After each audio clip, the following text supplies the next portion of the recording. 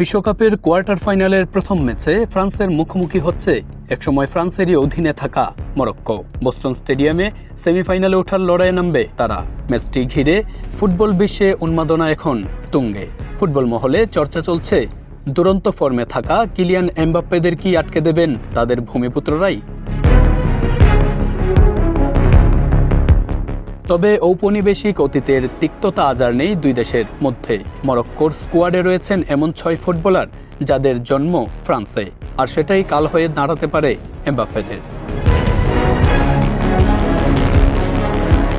দুইবারের বিশ্ব champion France ফুটবলের অন্যতম পরাশক্তি। আরেকটি বিশ্বকাপের খোঁজে থাকা একটি দলের কাছে যেমন টুর্নামেন্টের অভিজ্ঞতা এবং আক্রমণ ভাগের প্রতিভা আশা করা হয়, তাদের সেটি রয়েছে। অন্যদিকে মরক্কো এসেছে এমন একটি দলের আত্মবিশ্বাস নিয়ে যারা হিসেব নিকেশ বদলে দিতে অভ্যস্ত।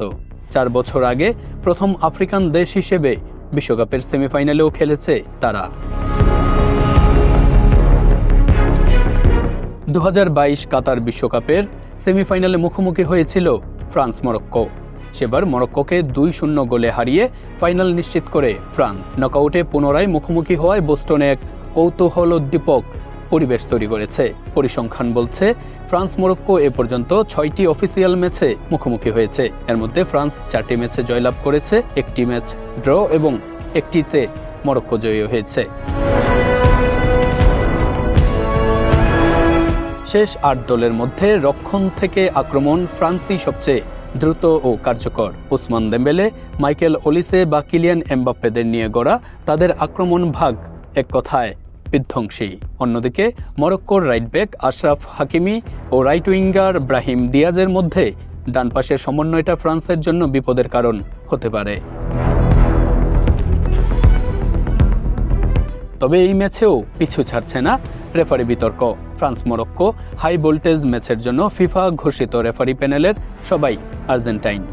বিশ্বকাপে এবারই প্রথম কোনো ম্যাচে শুধু একটি নির্দিষ্ট দেশের ম্যাচ অফিসিয়ালদের দায়িত্ব দেওয়া হচ্ছে।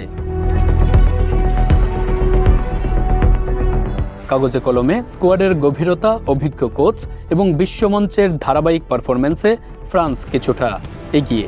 তবে মরক্কো যেভাবে বড় বড় পরাশক্তিদের বোতলবন্দি করেছে, তাতে বোস্টনের এই কোয়ার্টার ফাইনালের ম্যাচটি যে কোনো দিকে মোড় নিতে পারে।